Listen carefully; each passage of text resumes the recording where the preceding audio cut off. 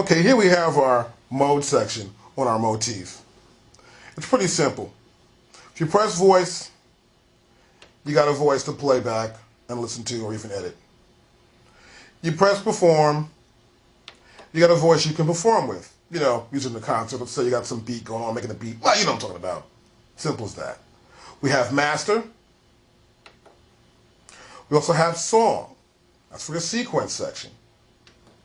We have pattern in our sequence section. We have file.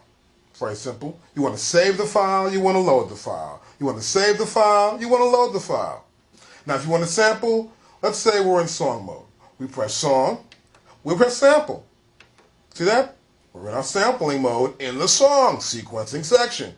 We want to put this sample in a pattern. Let's press pattern. Okay, press sample. We can sample. You can press voice, and you can press sample. We're going to sample a voice. Peep that out. 3 ways to sample. It's right there. These different modes follow the rules of the machine. You can press mixer. We're going to mix the tracks down.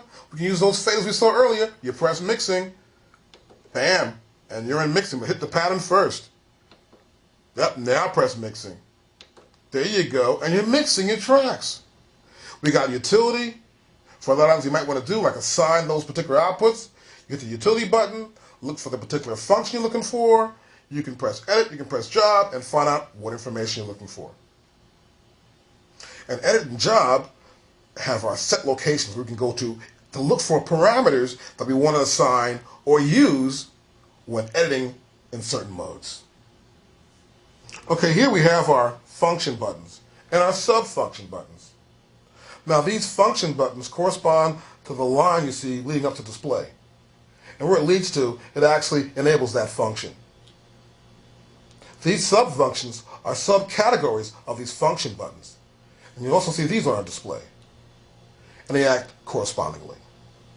Okay, here we have our little thumb knob for changing the contrast of our display. In case you're sitting down or standing up, you can change the contrast of your display. Here we have our data wheel. We can change the data when the cursor is on that particular parameter. You can change it with your data wheel. We can also use our increase and decrease to change the data, or for yes and no.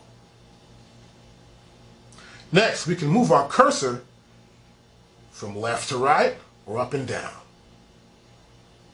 Now here, when you get to a particular parameter, and let's say you're supposed to execute that function. It says to execute, press enter. You press enter to execute right here. Let's say we're in a particular function, or utility, let's say. I want to go out. I'm getting out of here. All right, press exit, and I'm back to where I was at from the beginning, from where I started. Okay, here we have access to our Motif Production Center. We can also have our favorite kicks button right here for drums and drum sets to pull them up instantly. And they'll appear here, as you can see, in Pre-1, General MIDI, and User.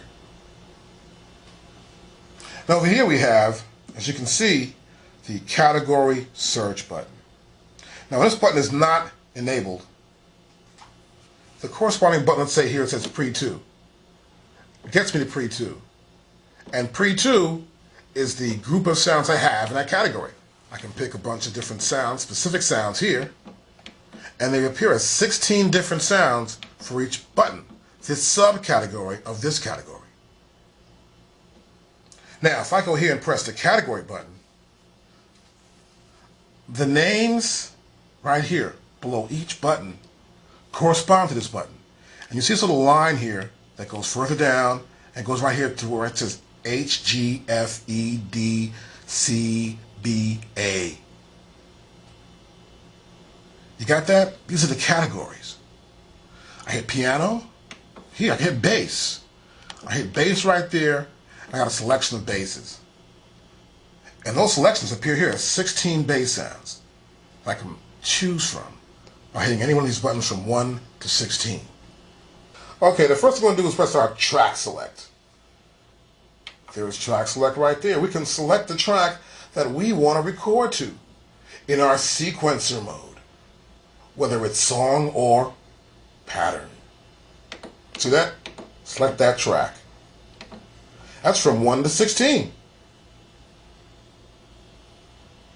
Next we have our mute solo button. This button's real cool. You can mute and solo a track. Let's say you got an element of a drums on track 1. You can cut it off. You can go to track 3, cut the bass line off. You can go to track 5, get rid of the piano. Put the bass line back in on 3, mix in the drums, do it all over again, and you're mixing your tracks up. It's a lot of fun, and you're going to love it. You can also solo. Let's say I like everything I'm hearing, but I want to hear that one keyboard. Is it right or not? You can press the solo mute button down, hold it down, select the solo track you want to solo, and that track is soloed. I like that feature. To turn it off, just click on that mute solo button, and you're back where you started in the mute mode.